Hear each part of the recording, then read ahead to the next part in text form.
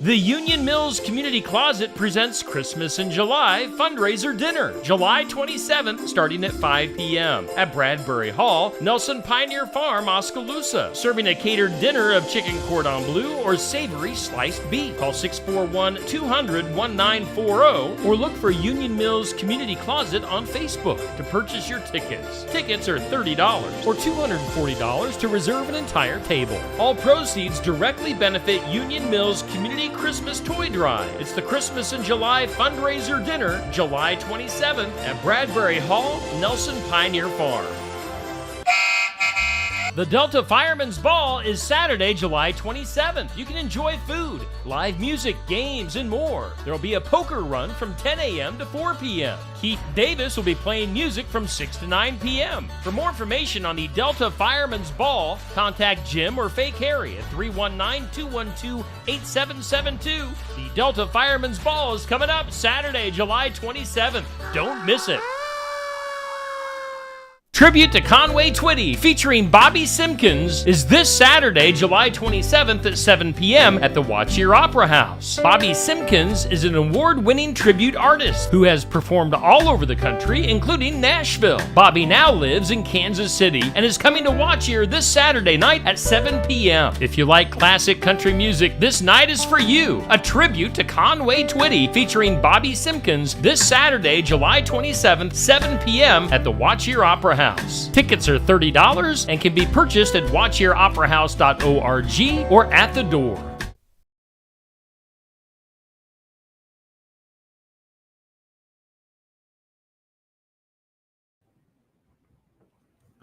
Welcome to this edition of Morgan You Asked For. Back with Trevor, back on a Wednesday night.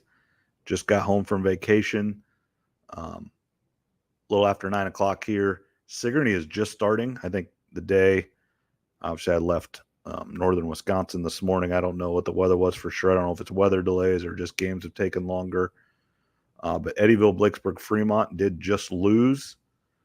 Gave up. They're up 2-0 going in the bottom of the seventh and gave up 3 for the loss there. And Sigourney is ahead 1-0 in the first with 2 on and 1 out still. So they're, and, you know, their pitcher gives up less than 1 run a game.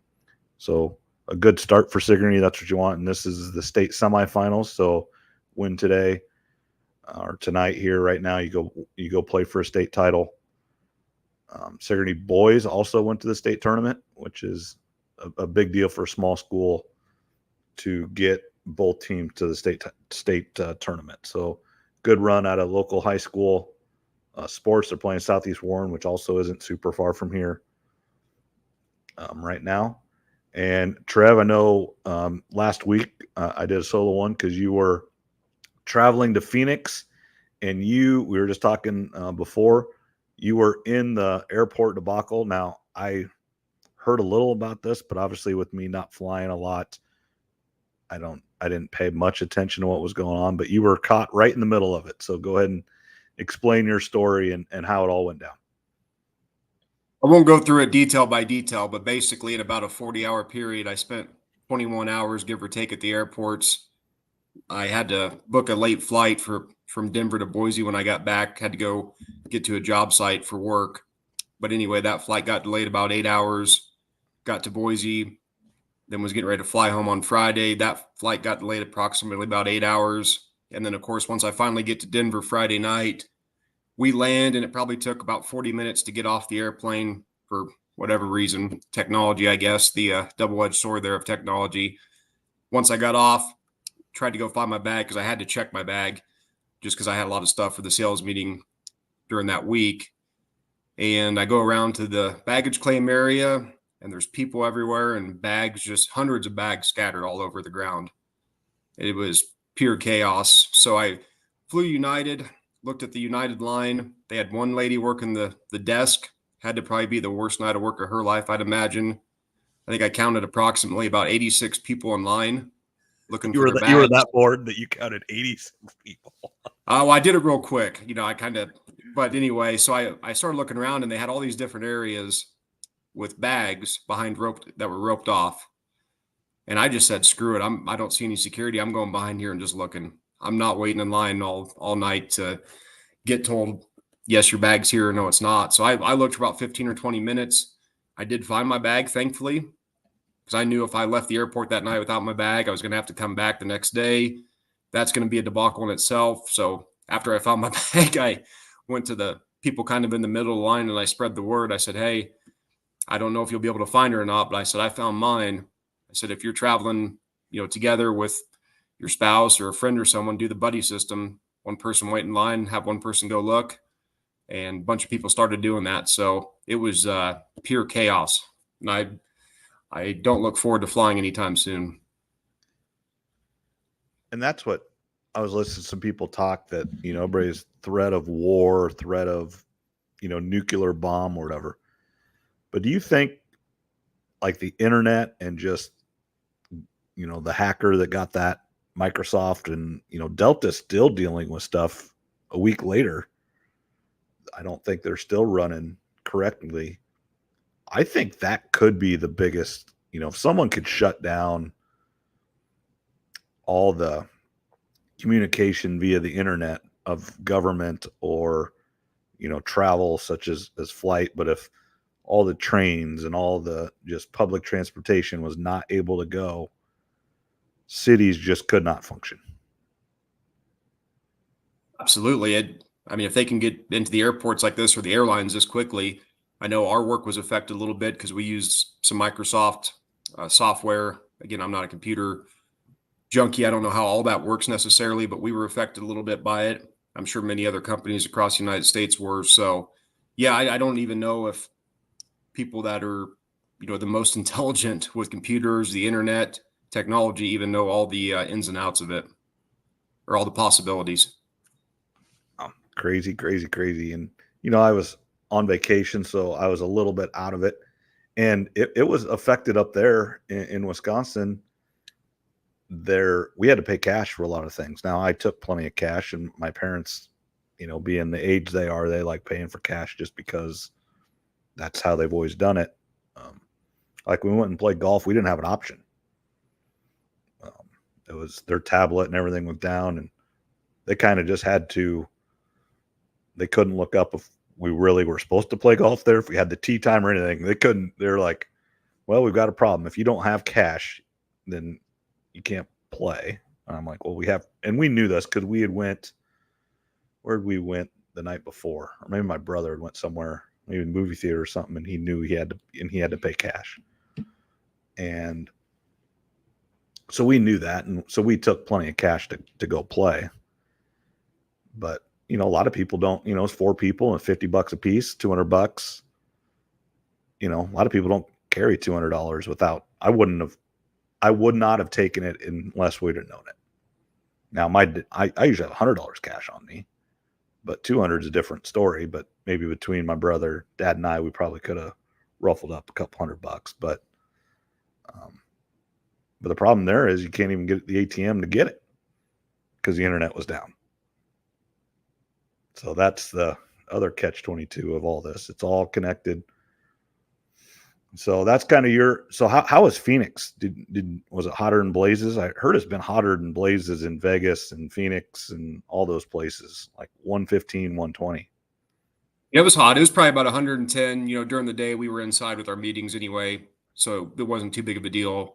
And we rented out a big house. There was, I think, 14 of us. And we had a pool and everything. So at night, it really was. It wasn't too bad. It was actually, where I'll say it was worse, is in Boise.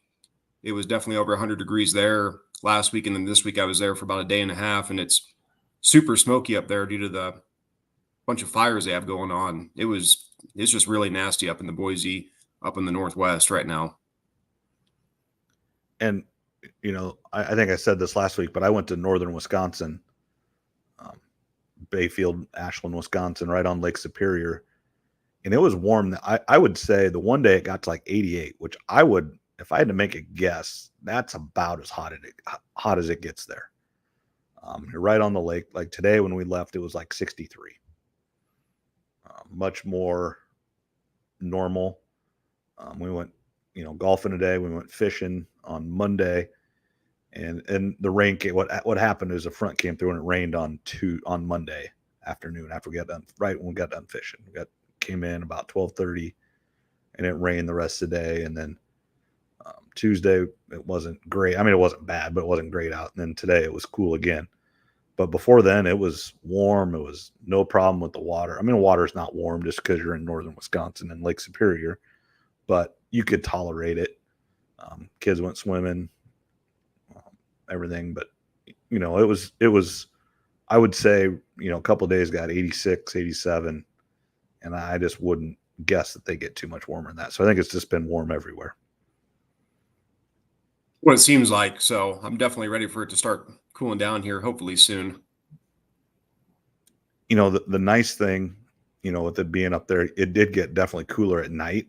So you could have a fire. You know, I love sitting by a fire, drinking a beer, you know, sitting by a fire, listening to music or talk, whatever. And we did that almost every night. One night it kind of rained, so we didn't do it. But yeah, just, you know, it's always good to get away, do fun things. You know, we went, you know, it's just such a different lifestyle than like what we own or we have here in Iowa. Big lake, commercial fishing. You have to take a boat to, you know, this one island we went to out in the middle of Lake Superior. People commute that way. So they get on a ferry and you put your car in the ferry and you go across. And it's just so different than here we are in Southern Iowa. And my parents actually went over to, we came home today. My brother went home Monday night. Yeah, Monday night. And my parents actually went over to Michigan, up through like Sault Ste. Marie and Mackinac Island and over into Michigan for a few days before they come home. And, you know, it's just, that lake is so big and so cold and just different lifestyles.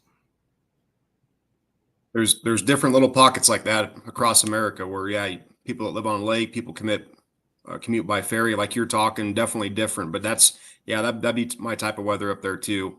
Not too hot during the day, just cool enough at night, or if it's too cold, get a fire going, like you mentioned. That's the preferable weather. You start getting above 90 or in the hundreds, and it's just too warm. Yeah, we you know, the one night I got a little, you know, put a sweatshirt on and shorts and perfect. And that's what the guy, you know, went fishing. We had a guide and then a first mate and everything. We were on a 31-foot, you know, boat that we could have stayed on for days. You know, the first mate guy, you know, that did all the rigging and everything. He loves the cold. And, you know, the captain was a little bit older, closer to my dad's age. He's like, I love it too, but as you get older, it does get a little tiresome. But, you know, they duck hunt, they deer hunt. They guide ice fishing too out on the lake.